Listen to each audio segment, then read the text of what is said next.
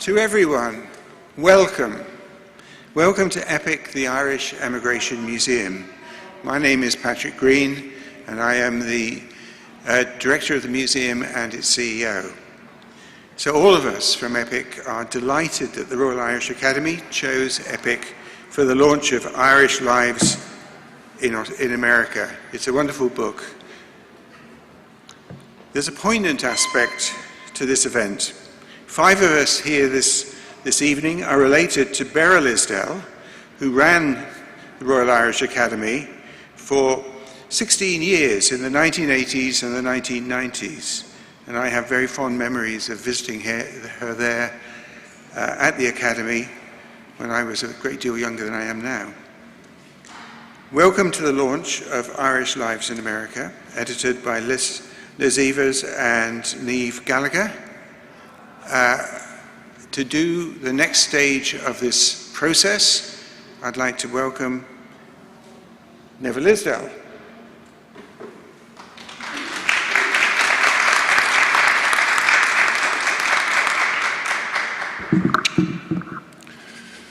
Thank you, Patrick, and good evening to you all.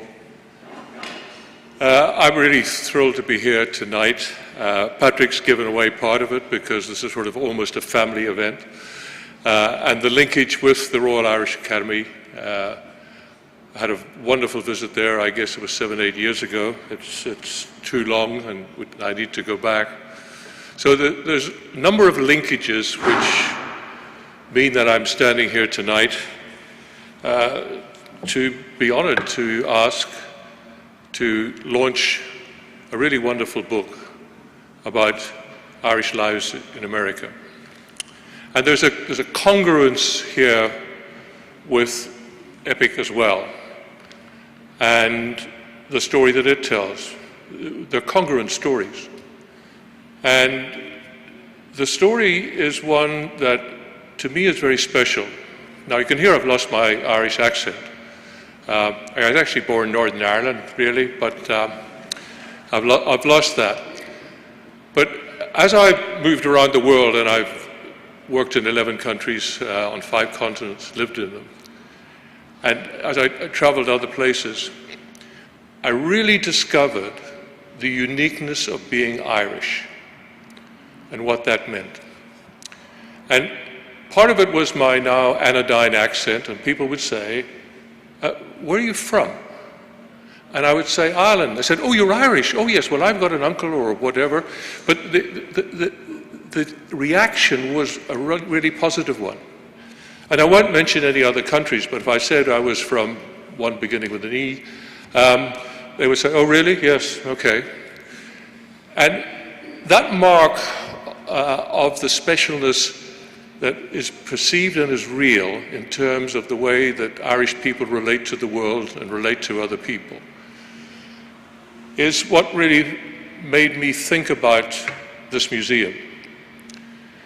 And if you go back, and some of the stories are here, of really the reasons that the Irish had to leave Ireland, it's a very sad and a very tragic tale in many ways. And to some degree, we focus a little bit too much on some of the bad things. And then it occurred to me that actually, as I went around the world, there's so many people who are influential, doing wonderful things, making their mark on society, who had an Irish heritage. And of course, there are many presidents of the United States who share that as well. And that then made me do some research. And yes, I uncovered so many stories also told here, stories of exceptional imprint put on the world and in this book in America that my people, the Irish people, had brought about. So when I was approached to be here for the launch, the answer was a yes. Because once again, in wonderful style, the stories of some of the people who've left Ireland, and specifically here gone to the United States, it very clearly told. Now, the one thing that you always will find, if anyone has got just a little bit of Irish ancestry, they will know that they had a great uncle who came from County Clare or from somewhere. And then you say, what's your other ancestry? Well, you see, I'm part German, I'm part of this, that, and the other. Oh, where from? Well, somewhere in Germany. I mean, it just, the lineage is always there. So, I'm proud tonight to say to all of you, this is special. This is about our people. This is about what they have done, good and bad. By the way, we have a little vault down in Epic, and we focus on the notorious Irish. Ned Kelly, you know. We weren't all angels, we still aren't. But we tell all those stories, and that's part of that imprint. So thanks for being here this evening. I know we're going to do a bit of a Q&A, but I want to say to you, this is just a wonderful piece of recording some of the people who've made, Irish people who've made their mark on America. Thank you very much for being here.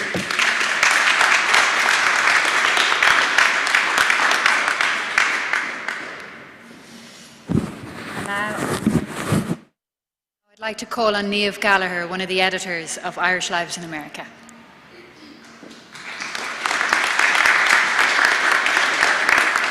Considerably smaller. Thank you so much to Patrick and Neville for those wonderful words of welcome and introduction, and to Epic for hosting us here this evening. And can I say just what a pleasure it is to actually be here in person with you all for the launch of our book.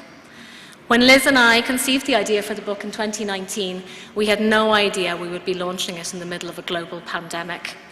If we had known, we might have included some more doctors and scientists, or maybe not, and we certainly would have included Typhoid Mary, but I'm glad we didn't. Nonetheless, it is wonderful to be with you here for the launch, and it is very appropriate that, on the eve of Thanksgiving, mine is a speech giving thanks. When Liz and I were putting the book together, we had no idea that we were actually doing the easy part. So many people have made this evening possible, and we're extremely grateful to each and every one of them who have worked so hard to make us look good. Our first thanks have to go to the contributors, and it's lovely to see some of them in person here today. All responded generously to our request that they revisit the biographies that they had written so long ago, and some submitted comprehensive revisions for us. Particular thanks has to go to Angela Burke for expanding her entry on Maeve Brennan, to Gordon Ledbetter for his revisions of John McCormack, to Francis Carroll for his additions to Alexander Brown, to Maureen Murphy for revising Patrick Payton, Michael Logan, and especially Annie Moore, there's my Boris Johnson moment, Peppa Pig, to Owen McGee for his updates to Joseph Patrick MacDonald and John Philip Holland, and to our former DIB colleagues, the always and wonderful Larry and Linda, for their help and their support, as well as their revisions. Our second thanks have to go to the team in the Royal Irish Academy, those from Publications and Communications, from the DIB Advisory Board, our DIB colleagues, and our managing editors. Particular thanks has to go to Ruth, Valeria, Fidelma, Helena, Karen, Porrick, Kate O'Malley, James Quinn, and James Maguire. From concept to design, from our mad pitch to Ruth in the kitchen of the Academy House to the launch here tonight, they have all been so supportive, encouraging, and professional, and our heartfelt thanks goes to you all. Special mention has to go to Margaret Gallagher and Ambassador Dan Mulhall, both of whom, from the get-go, have been so supportive and encouraging. Margaret gave freely of her time and assistance, and in return wouldn't even let us buy her a cake one day. And Dan Mulhall wrote the most wonderful foreword, conveying his experience of Irish America, its rich history and contemporary expressions. Both have been champions for us on both sides of the Atlantic, and we can't thank them enough. A special mention also has to go to Patrick Green and the Epic Museum for giving us such a wonderful space in which to launch our book. At the Dictionary of Irish Biography, we write the histories. but walking around here, it brings the words to life. You can see the scientists and the politicians, the artists and the poets, and even, as Patrick said, the outlaws and the scoundrels. And it brings home to me just how far the Irish have travelled. In the foreword to the book, Dan Mulhall wrote, "In my time as ambassador, I have come to view the Irish-American story as an epic tale of travail and transformation, a valiant journey from adversity to achievement. We hope our book, Irish Lives in America, explores just a little part of that epic tale and gives a sense to the reader of Ireland's continued and significant impact on the culture and history of America." And on that very topic, we must also thank our panellists, Patrick, Miriam and Diane, for coming here this evening to explore the concept of what it is to be Irish in America today. Of the more than 34 million who claim Irish heritage, how many now look to the old country with misty-eyed nostalgia? Or do they see themselves as part of a global world in which their Irishness is only a part? Finally, on this Thanksgiving Eve, our heartfelt thanks goes to all of you for coming here tonight to share this with us, whether in person or online. And I very much hope you enjoy the evening and, of course, buy armloads of our book. And now I'm going to hand you over to Patrick Geoghegan, Chair of the DIB Advisory Board and Chair of our panel discussion tonight. Thank you.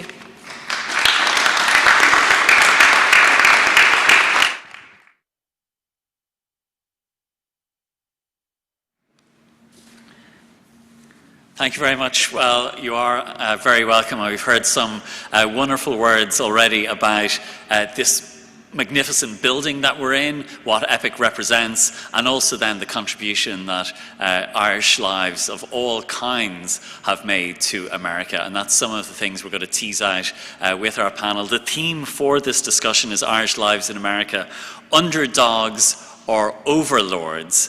And I'm delighted to introduce our panel. Professor Diane Negra is Professor of Film Studies and Screen Culture at University College Dublin and is the Chair of the Irish Fulbright Commission Board. Dr. Miriam Nyhan Grey is Associate Director of Glucksman Ireland House, NYU, and is NYU's Global Coordinator for Irish Studies, and she was one of the organisers of a brilliant conference that took place over 3 weeks earlier this month on Where Do We Go From Here? Revisiting Black-Irish Relations. Neville, of course, needs no introduction, but I'll do it anyway. Neville Isdell, of course, the founder of EPIC, and he's a former chair and CEO of Coca-Cola Company, and he's currently the co-chair of the World Wildlife Fund. And then last, but of course by no means least, Liz Evers, a writer and editor with the Royal Irish Academy's Dictionary of Irish Biography project, and the co-editor of the volume being launched tonight. And Liz, I might begin with you, and maybe not the obvious question of the 50 who made the cut and who were included, but maybe a more difficult question of who didn't make the cut, and who are these figures who are in the Dictionary of Irish Biography, Irish Lives in America, but who you decided to exclude? Well, exclude is a very harsh word. We had just an absolute wealth of material to work with, and so it was the longest process was the selection process, and there was a lot of fabulous people who didn't make the cut, some of whom have been mentioned already tonight. We mentioned Typhoid Mary being one, who's one of the more timely figures, but we had somewhere between 400 and 500 people to choose from in the Dictionary of Irish Biography, and our approach was that we wanted to have a group that was as representative as possible of Irish immigrants to America. So we kind of clustered people into, I suppose, areas of endeavour, careers, things that they were notable for, and then we tried to whittle it down to people who were the most were particularly strong representatives of those groups. And yeah, so along the way there was a bit of a hatchet job on 450 of the people. We had great help from Margaret Kelleher in doing that, and we whittled it down to, I think, about 110 people eventually after a lot of wrangling, and then we put it to the vote, and it was all terribly scientific. And we had a spreadsheet where we voted on who our favourites were. And then we kind of argued the toss as to who should go in and who shouldn't go in. But yeah, I mean, our main ambition was that we wanted to be as representative as we could of a really broad picture of Irish America, and to kind of, I suppose, challenge our own and maybe other people's idea of what Irish America is, which certainly in my mind is very much kind of dominated by the idea of the famine generation and beyond. But we wanted to kind of capture people who came before and people who were kind of representative of that broader picture of Ireland as well as the experience in America. So we have all sorts of people in there. We have people who were very well connected already who went over. They were wealthy already and they went on to become some of the country's first millionaires. We have people who went over with little but the clothes on their back and looking for a better life, sometimes successfully, other times not. We have soldiers, we have entertainers, we have artists, we have architects, we have medics, we have scientists, and we have servants. So we really did try to have as broad a spectrum as possible. But yes, I think I'll be arguing for a while about who should and shouldn't have been in, and already I know I've had a few people ask, is this person in, is this person in? And maybe volume 2, hint, hint. And Miriam, it's interesting because the Dictionary of Irish Biography has certain criteria for admission. You know, first of all, you have to be dead, and then you have to either be Irish born or have a significant career in Ireland. And Miriam, it just strikes me that if you had widened the terms to include sons and daughters of Irish born people, it wouldn't have been 500 that you were cutting down the numbers from. It would have been, 5,000, 50,000, many more thousands. So that kind of gives you a sense of the scale as well. Absolutely, Patrick. Thank you, by the way, for everyone for inviting me, and congratulations to the editors. And thank you for the opportunity for me to be in EPIC. I've sent so many of my students and tourists from America to visit, and I'm embarrassed to say it's my first opportunity to be here. So thank you so much for this opportunity. Indeed, Patrick, we spend a lot of time at New York University looking at, the Irish-born generation, of course, and then trying to piece together a little bit from even the first American-born generation, and that can be a little bit more challenging, right, in terms of sometimes speculating or pulling out threads of people's biography that would suggest that their ethnic connection to Ireland, that sensibility of Irishness is important to them, and certainly demographically, if we went beyond just the Irish-born generation, you're looking at so many more, and not, if you go another generation further, arguably, again, it's so fascinating to think about how strong, going back to some of the remarks that Neville made earlier in terms of how strong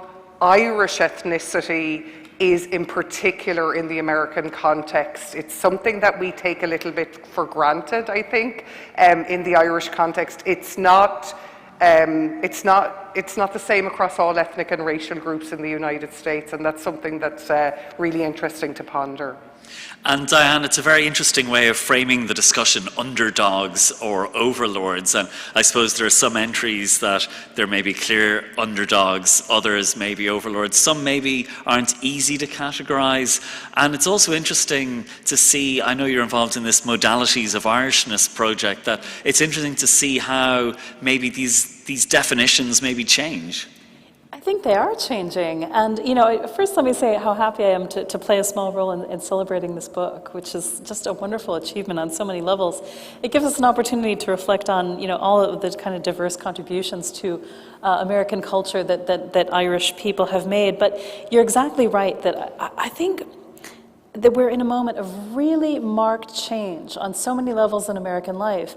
And it implies, among other things, a status change in Irishness itself. I mean, for one thing, it's very hard to talk about Irishness now without talking about digital culture.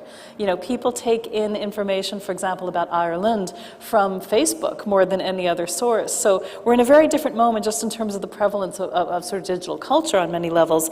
But I also think more broadly that the aspirational confidence that is such a big part of the story of the Irish in America is no longer in evidence in many different ways. And so we could even go so far as to say that at the moment, many manifestations of Irishness in American popular culture, which is what I study and work on primarily, have skewed towards something that is much darker and negative. You might say that there are signs that a certain version of Irishness is being captured for white nationalism, for example, in America. So there is, I think, a very notable turn, and it's in a direction that I think invites our scrutiny and our thoughtfulness. Neville, I know that when you were setting up EPIC, there was, and you spoke about the things that were driving you, and I know you've been involved in, say, programs like the Irish Mind, where you've explored the idea of whether there's something distinctive or special about being Irish. Do you think that comes through in, I suppose, the lives and in, I suppose, the things that we even have here in EPIC, that distinctiveness or that special quality? Yes, I do. I think that the Irish are essentially people, and they're storytellers. And both of those definitions, therefore, fall within people who enjoy a sense of community, enjoy expressing themselves, and I think that culture goes way back to some of the very bad times when people had to pull together, find their own entertainment, and it's carried through. You know, if you take, I want to pick in any other European culture, but people are more reserved. People have more divisive ritualistic things. Stay with family, the like. I remember I was working in Europe in a particular country, and we actually for our first Christmas, I invited a whole lot of the people who work for me around, plus spouses. The spouses had never met each other. That would never happen with Ireland. Everyone would know everyone, and they'd know everything about everyone, or they'd think they knew everything about everyone. And I think it's that sense of community that people have. And again, it's all part of the storytelling. We're outgoing people. And I think that's really what has made people successful outside. Because you've got to remember that when, you know, the first ships came out of Ireland, and the Irish people got off the ship and they went to New York, they were faced with signs outside flats and residences, no Irish need apply. And from there, how many presidents have there been with Irish ancestry in the United States? We overcome these things, we strive, and part of that is being able to really work very effectively with other people. Liz, Neville is describing there the American dream, and in a way that could be almost the subtitle of the book. You know, it's the promise, the possibility of the American dream. But it's interesting reading the entries that the American dream doesn't always work out for the figures. And, you know, one of the underdogs in the book, Annie Moore, has there's a very moving, poignant entry by Maureen Murphy. And it's very powerful how, even though she's a much commercialized figure now, but her own life had this really grinding poverty. Yeah, and her story was mistold for so long as this kind of American dream narrative of this young woman who moved over from Cork when she was 17. She was following her parents over in 1892, and she is known because she was the first person to cross the threshold of the new immigration centre at Ellis Island. And well, technically she mightn't have been the first person, but she was the kind of most presentable person. She was pushed to the top of the line. Supposedly there was a couple of German fellas in front of her who got shoved, and she was put forward.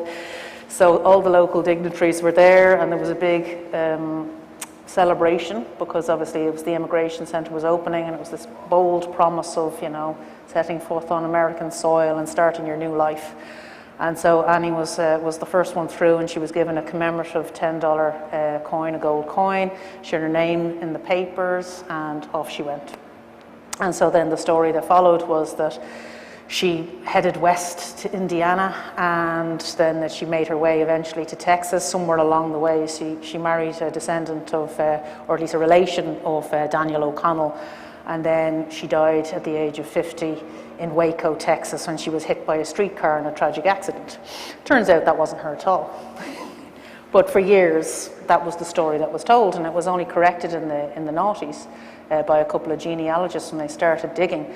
But the myth of Annie Moore had gotten so far that relations of this other Annie Moore were invited to commemorative events and were, you know, or she was featured in songs. There was young adult novels written about her, you know, great adventures in America. And unfortunately, the real Annie Moore is probably more typical of the experience of a lot of Irish immigrants to America, in that she arrived in New York and she never left New York. She ended up living in the slums on the Lower East Side for the rest of her life.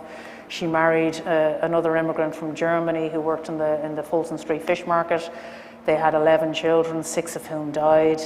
And, you know, she eventually died herself again at the age of 50, which is probably where the confusion arose, because she was the same age as the other Annie Moore when she died. And she was buried in an unmarked grave. And, you know, she was just typical experience, I'd imagine, of an awful lot of immigrant women from Ireland to America. And it's kind of, there's a bitter irony to the fact that she was celebrated in this kind of icon of the American dream, whereas actually her reality was far from it. And Miriam, it's interesting that there are also some very prominent, or figures who maybe were prominent in their own lifetime as great progressives, breaking new ground, who perhaps aren't as well remembered or recognized now. Some figures have maybe they're not as significant, they're not as iconic maybe, or perhaps they should be better remembered. Yeah, I'm always interested in the disruptors, and I think sometimes that we lean in to a very, you know, we paint Irish America in a kind of a monolithic way, and of course, like, no group is like that. You know, those who the profile of people that I find particularly intriguing are those who remained incredibly loyal to their sensibility of Irishness and their opportunities to celebrate their ethnicities in different ways. I'm thinking about Dr. Gertrude B. Kelly, for example, Paul O'Dwyer in New York in more recent times, people like that who were simultaneously intensely global citizens, and they didn't need to trade off or, you know, only think about their Irishness at the expense of, like, looking at a worldview around them. And of course, Mother Jones, my goodness, what we know, you know, we don't know that much about her, you know, this entry is so wonderful. We don't know that much about her, you know, early life and things like that, but my goodness, one of the most famous women in America in the early 20th century, and at least until I went to the United States about 15 years ago, I'd hardly heard of her here. I think her narrative has been rehabilitated somewhat, but it's wonderful to see her captured in this great collection. And even the figures you mentioned, Paul O'Dwyer, you know, described at the time as the conscience of New York politics. This great civil rights, civil liberties lawyer, Gertrude Kelly, her work as a radical or as a surgeon or as an agitator. That Mother Jones and her Children's Crusade and her agitation, they're very much progressive voices throughout American history. Yeah, and like, for example, you know, we think that Gertrude Kelly, you know, lived in a Boston marriage. She was, you know, what we call a gay woman of her time.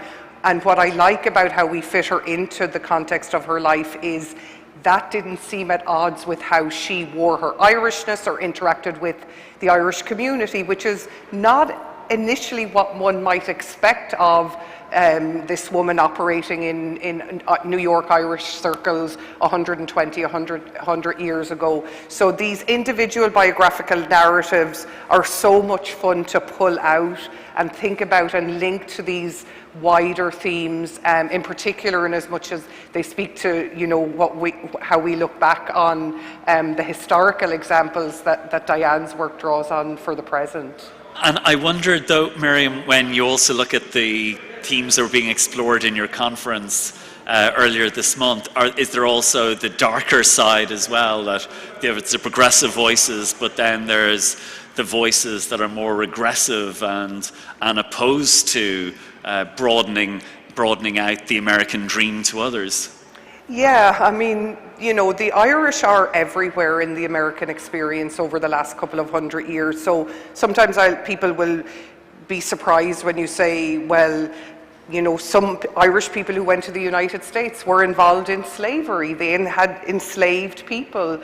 So we can't segregate ourselves, to use that word, out of that experience in terms of, as people, we bought in hook, line and sinker to some extent in terms of those undulating waters of American history, no less than we did in other parts of the world.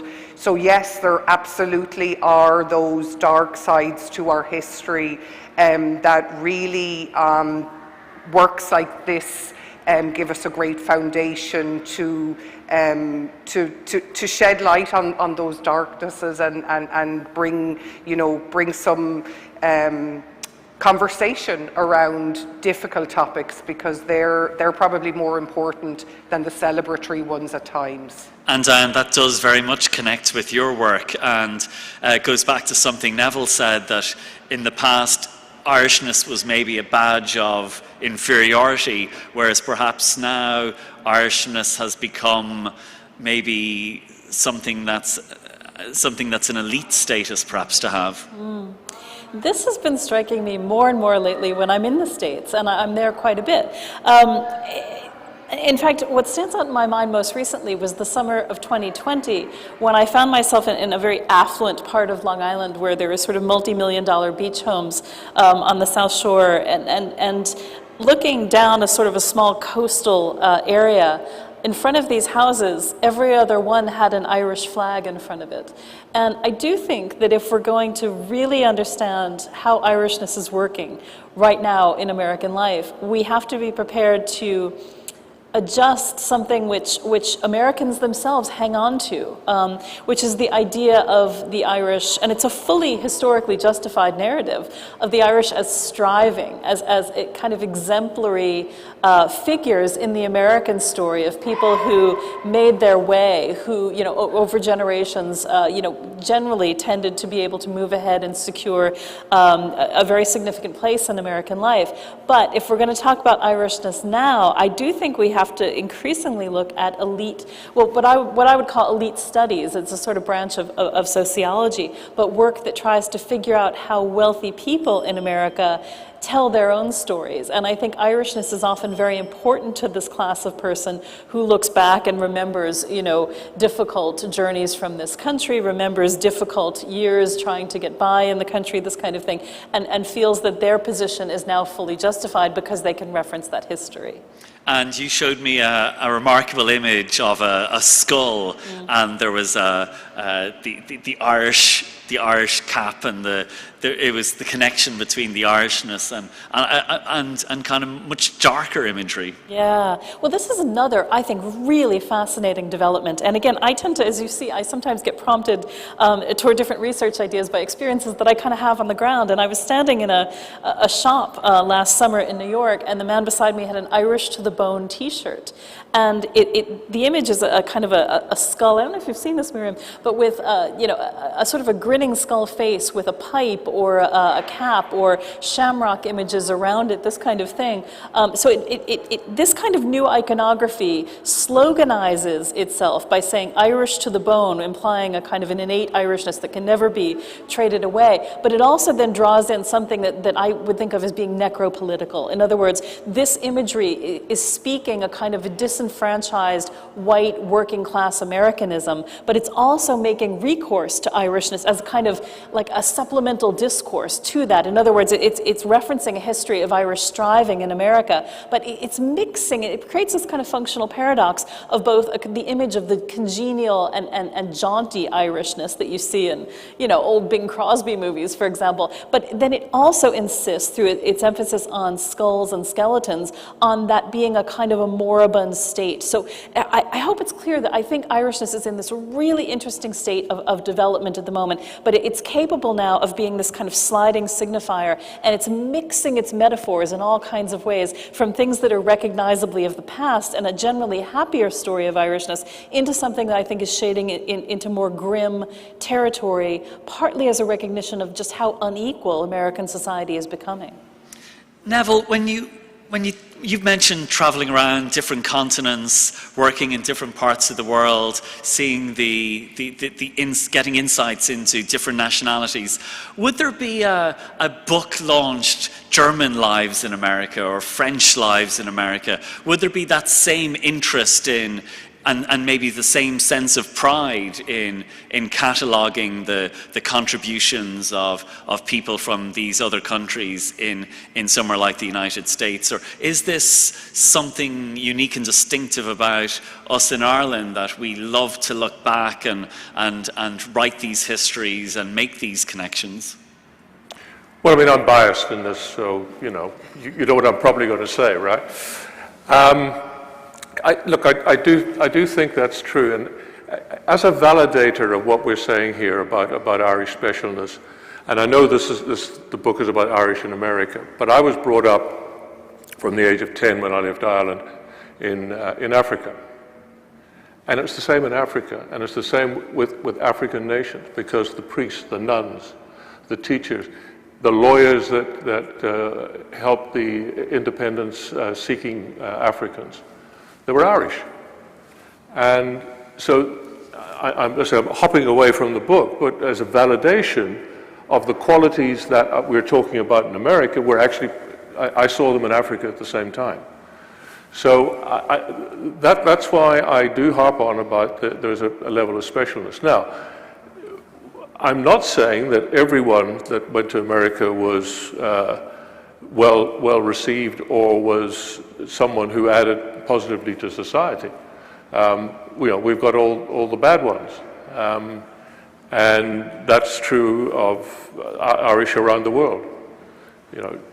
There's a guy called Che Guevara Lynch that you may have heard of. Okay, so that commonality is what reinforces my view about the specialness of the Irish that went to America, but also went around the world.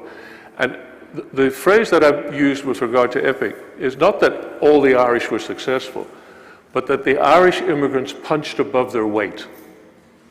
And I've got no data to validate this, but I think it's absolutely true that from a small island, there are more people who are very successful in all their ways of life, in very many different ways, than from any other part of the world on a percentage basis. And just to follow up on that, and there also is that emotional connection.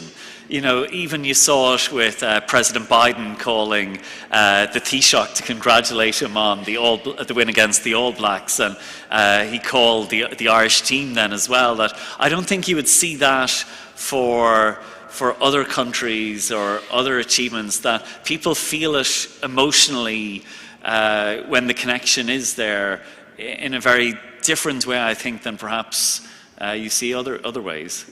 Can I take it again in another context? So I live in Barbados today, okay? And there was a new government came in, and they want to turn things around, and the Prime Minister is very forward-looking. And the country had been in trouble. It was rather like a recession of 08, 09 type thing. It was almost like the tiger exploring. And what I did was I talked to her and I said, look, would you like some help from someone who's faced these things before? And she said, yes. Yes, that'd be interesting. And I said, well, I could get Enda Kenny to come out and talk to you about what he did, all right? after the Tiger collapsed. And in fact, Michael Noonan came as well. And she said to me, "Oh, yes, Irish, yes, that's fine." So there's a reticence about, someone else to come and tell us colonial-wise what we're going to do. But when you said Ireland and Irish, that was it. And they came out and we spent hours with the cabinet as Enda and Michael talked about what they had done in terms of Ireland. So I'm sorry I'm wandering away from America, but I think there's a validation around the world which says that proposition is accurate. And Liz, it's interesting going back to that whole idea of the overlord or the underdog, or Neville has said it's you've got the ones who do good, ones who don't do good, and they're all included. But it's interesting when you look back into their own context. People who might have thought they were doing good actually did substantial harm or damage. And I'm thinking of the entry on Pierce Butler, Yeah. and bringing about the fugitive slave law, and as you see some remarkable contributions that. In that way, when you look back on it now, you see the destruction that some of these actions brought. Yeah, I mean, Pierce Butler is obviously a very good example there, where he was a British colonial officer. Well, he was from Carlow originally, but then was in the colonial army first in Canada and French Canada, and then came down to America.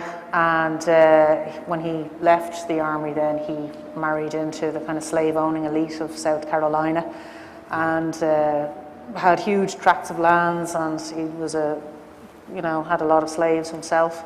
And then he fought in the War of Independence on the American side. He was like, never mind those Brits anymore. He became fully American, and he was then one of the 3 Irish signatories to the US Constitution. So, if you keep the slave stuff out, that sounds good.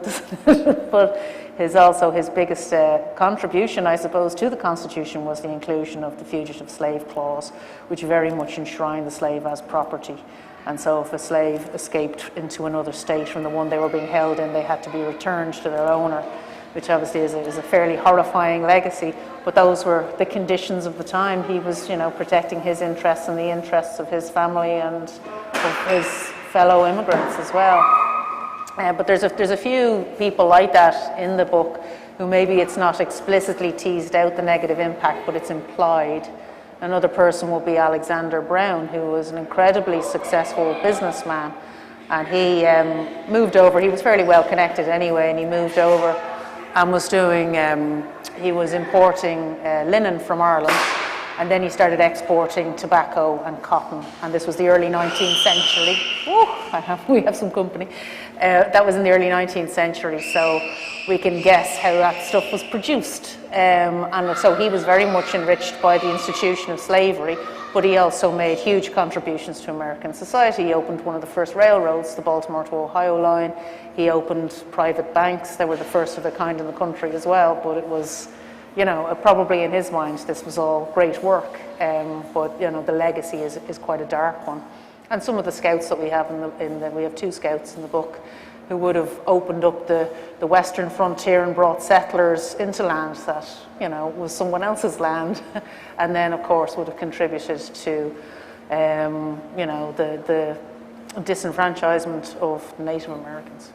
And at the same time then you've got some very ordinary lives, or what might appear to be an ordinary life, but they make extraordinary contributions in other ways. So I'm thinking of someone like, say, Margaret Maher, who preserved the poetry of Emily Dickinson. I think Emily Dickinson referred to her as warm and wild and mighty. And there you see, nothing maybe exceptional in the person, but they did something exceptional and remarkable. Yeah, exactly. And I mean, it's great to be able to include a domestic servant in this collection of 50 people, because there's not too many of them whose lives have been recorded. And obviously she, again, represents this huge body of women, in particular, Irish immigrant women who moved over to America and ended up in domestic service. And she just so happened to get in with the Dickinson family. And she was actually asked by Emily Dickinson to destroy her poetry after she died. Emily wanted it to be burnt. And Margaret Marr had held on to the stuff in her trunk till eventually another family member dug it out, and now we have Emily Dickinson's poetry. And we also have the only adult image of Emily Dickinson, thanks to Margaret Marr. But she was asked to get rid of that too, and she didn't. So her little acts of disobedience have had an enormous impact.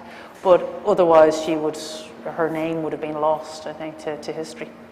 And Diane, so much of your work on popular culture finds so much that resonates here then as well, because you have the filmmakers like Rex Ingram or the stars like Maureen O'Hara, but popular culture is a very interesting lens to examine these ideas of the Irish in America as well.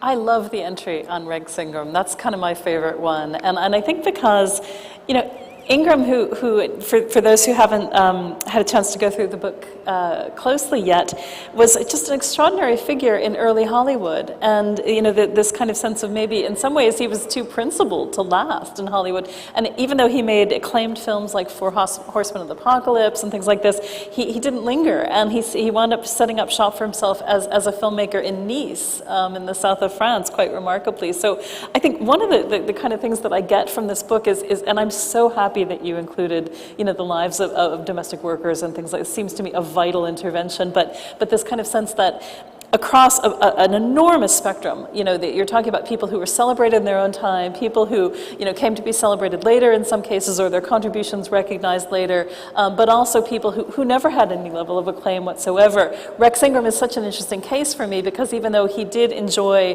a certain amount of limelight for a time, he also didn't carry on in a Hollywood career and ended, in a certain state of obscurity, even though he now has a star on the Hollywood Walk of Fame, but wasn't necessarily appreciated as much during the time when he was making films. And much loved by James Joyce, who references him in his works as well, the pageant master.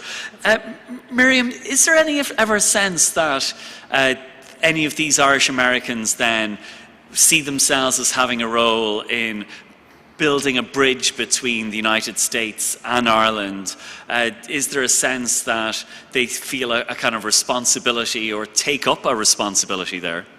Yeah, I think in particular, I've argued this in another setting with Dr. Gertrude Kelly, and I think Paul O'Dwyer, again, to mention them again, are really good examples of what I call kind of brokers between Ireland and the United States. And in particular, Paul and Dr. Kelly, you can see instances in their biography where there are connections to Ireland that remain, because let's face it, for some Irish immigrants who leave for the United States, they're not that well connected, and a lot of that is to do with timing and the technology in terms of how they could remain connected to Ireland. But notwithstanding even technological issues and things like that, some Irish immigrants in the United States remain incredibly connected back to Ireland. And they do exist in this, I guess, maybe what anthropologists would call a kind of a liminal position at times in terms of translating Ireland to Americans and Irish Americans, and then on the other side doing it in the opposite direction.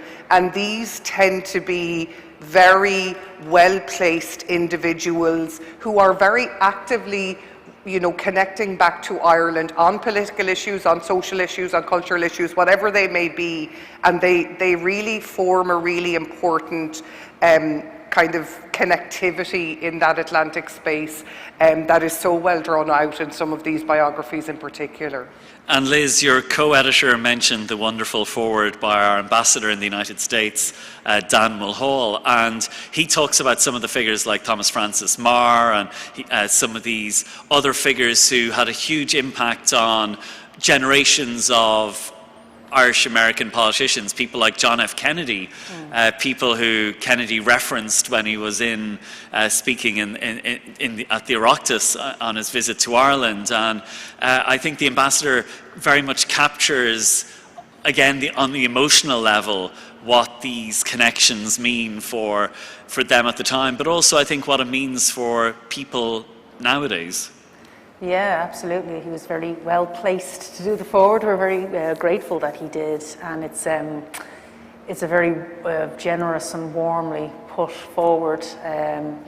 I think that the person that stands out for me that he mentioned was Margaret Hockery in that as well, as a great example of that kind of just.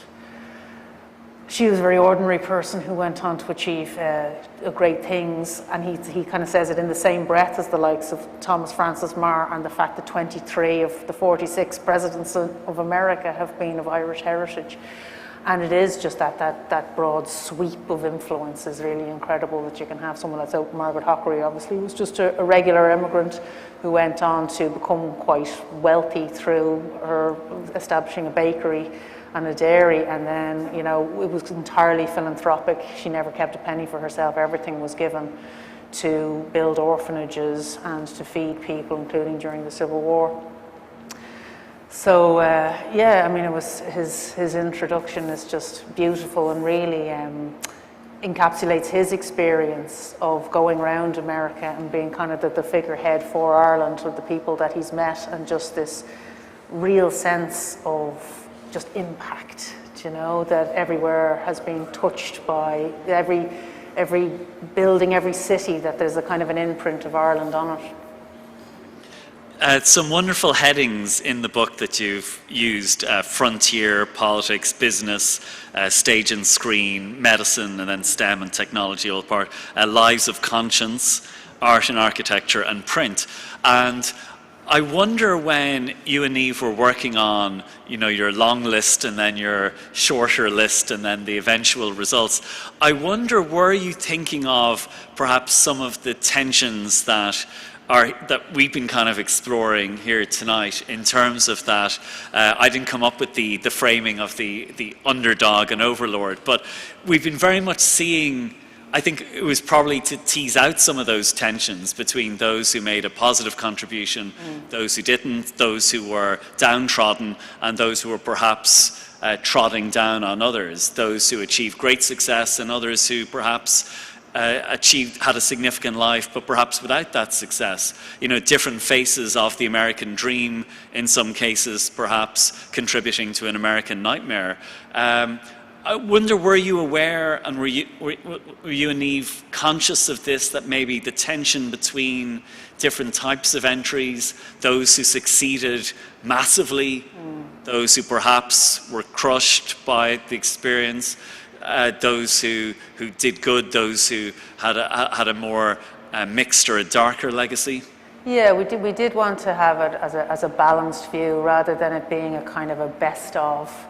Because certainly I think in our initial conception was a bit like the best of and very celebratory, and I think we came to the conclusion, with a little prompting, that maybe was a bit too exceptionalist, you know, and this idea of the Irish just being this fabulous breed who went over and only did great things, and it really didn't capture the full picture. So yeah, we were trying to get that kind of balance, and even like so with figures who were successful in their fields, the likes of, say, Jerome Connor, who ended up dying in penury, and the John Mulvaney, another artist who painted Custer's Last Rally, and, you know, that's one of the most celebrated paintings in America, and captures this incredible moment of history and definitely skews it a certain way. And again, he died poor and alcoholic and possibly of suicide. So it's this kind of, there's within those stories as well, there's that trajectory of success and failure and, you know, humanism, I suppose. And Diane, I wonder if you were to look at it chronologically as well, I wonder you might be able to chart the different shifts in views of Irishness or changes in the identity, maybe post-famine, pre-famine, maybe even looking in more recent decades, that maybe that sense of identity has also been changing when different things happen, and as maybe events or changes in politics or society leads to a reframing of some of these questions. Yeah, I think that, you know, I would say that the United States has for a long time had a very proprietary relationship toward Irishness. And one of the things it seems to me this book is doing is maybe counteracting that slightly and sort of reclaiming certain histories. And that strikes me as a very valuable thing to do. But I think that sense that one of the things that often gets overlooked about how Irishness is articulated in American life is that many Americans are multi-ethnic and multiracial. Right? So now we find ourselves in an era of sort of consumer genetics, right? Ancestry.com, who do you think you are, this kind of thing. And that might be bringing some of that into a new phase. I'm not certain. I think that is yet to be determined.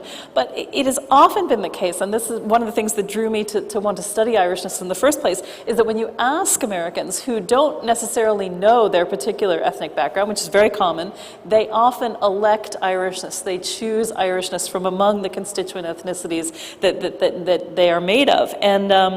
And the current president is doing that, right? Joe Biden does this. Joe Biden's Secret Service name is Celtic, right? But he is not exclusively of Irish descent. He's a part Irish descent. But as we can already see, Irishness informs his political brand in many ways, which is to some extent, trying to fashion itself along Kennedy-esque lines, this sort of thing. So I guess I'm just struck by the ongoing currency of Irishness in American life, and again, its capacity to shapeshift according to the circumstances. But I think there is something very useful about a contribution like this book, which seeks to, as I say, kind of redress this sense of a proprietary relationship between the United States and Irishness as an identity category. And Miriam, you mentioned that you particularly love the innovators, the pioneers, the disruptors.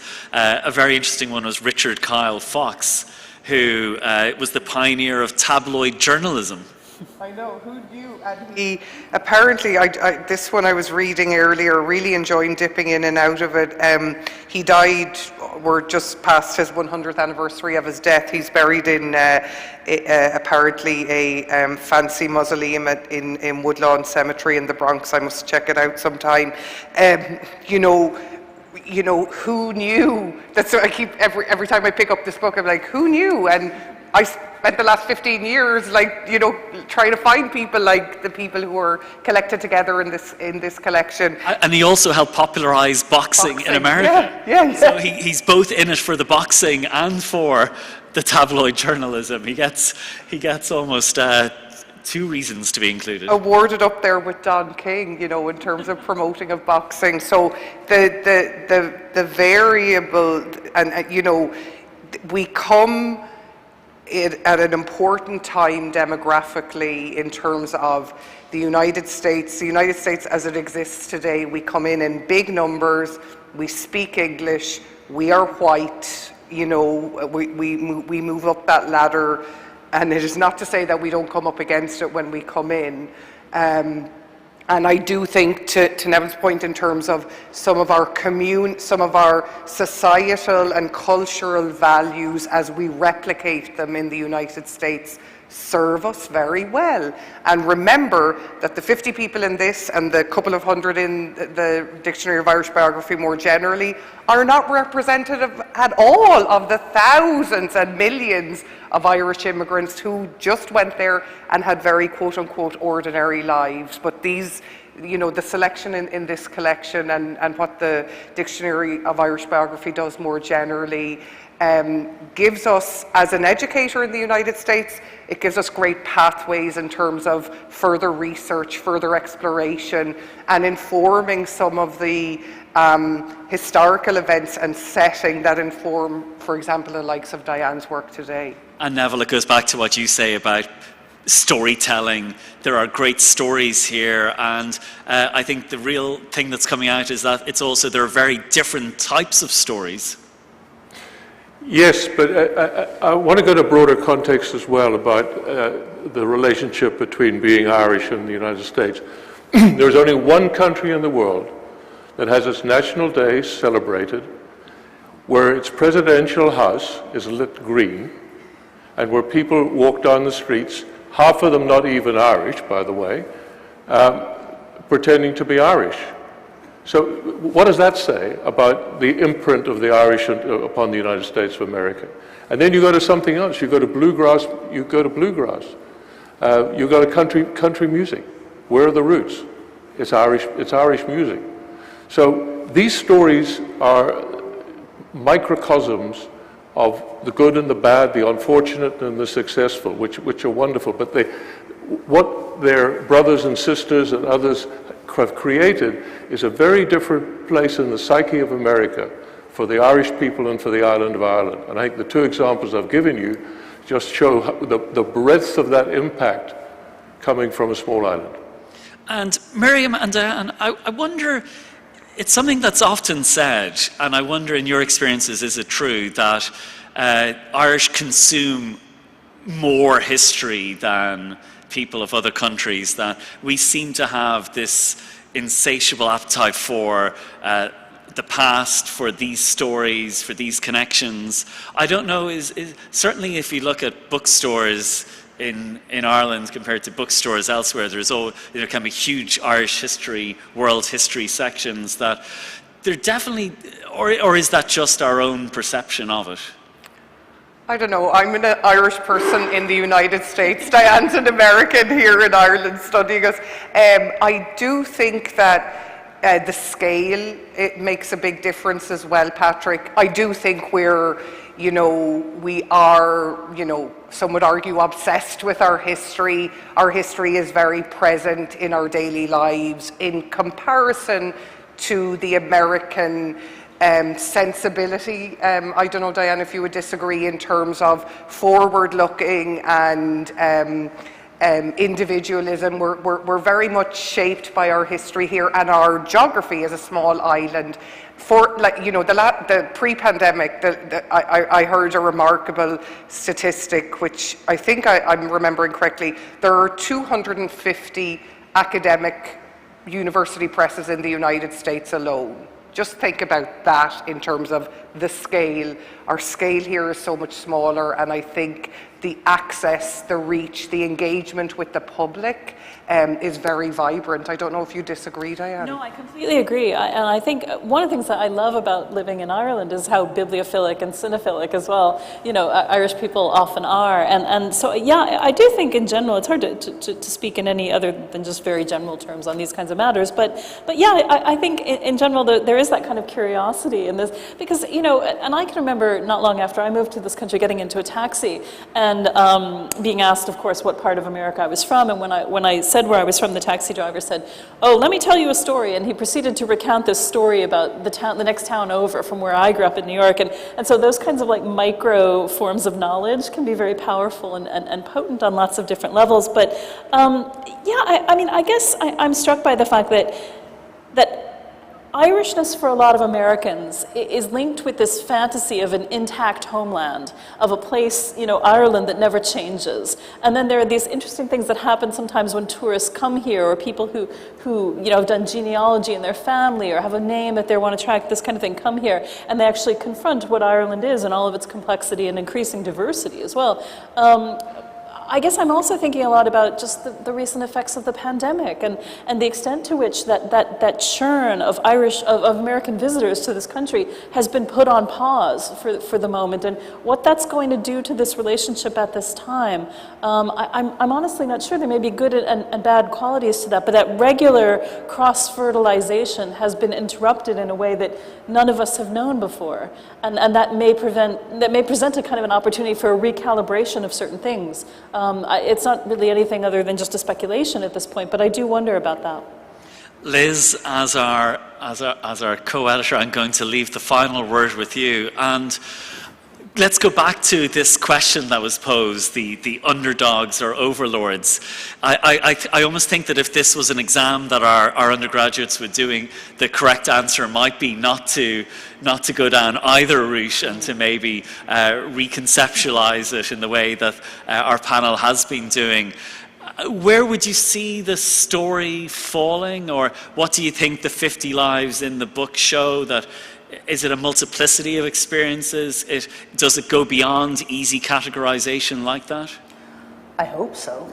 That was certainly an ambition to do that, and I suppose part of it was my own perception of what an Irish American is, or what Irish America is, and I would have kind of fallen into the underdog camp definitely before, really getting into the research, and had that vision of, it's the famine generation coming over on the coffin ships, getting treated very poorly and all the rest of it. And obviously that is, in terms of the numbers of Irish immigrants, that is the largest portion of people from the middle of the 19th century to the early 20th.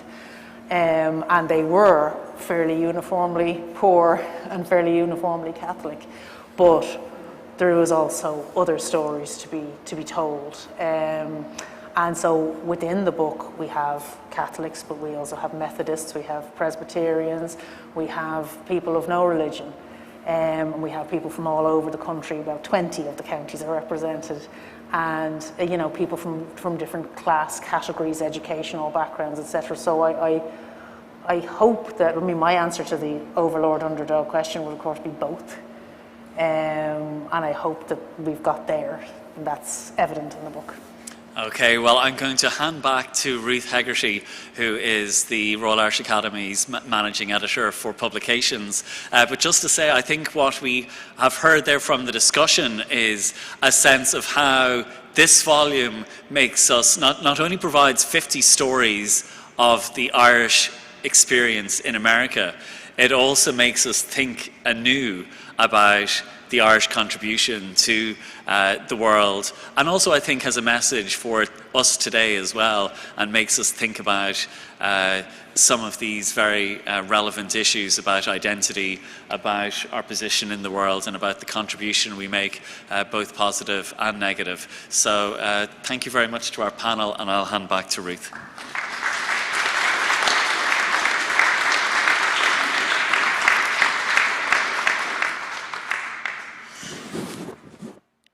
Thank you very much, Patrick, and to all of the panel, thank you for a really stimulating discussion. I really enjoyed it, and what I've been amazed with in working in publishing over the last 10 years is how, as archives are digitised, it democratises access and can't help but complicate the narrative. Because if you read 50 stories, you get a very different picture than the grand narrative you might have had before when you went in. So thank you all very much. And it remains for me to thank Patrick and Neville and his amazing team here. We've been looked after so well from the very first day we floated the idea of launching here. But I don't want your evening to be over. Those of you who are online, I invite you to go to Epic and have a look, and come the next time you're able to in Dublin. And if you would also go to the Royal Irish Academy website and buy the book, because I'm the publisher and I hope you will buy a copy of the book.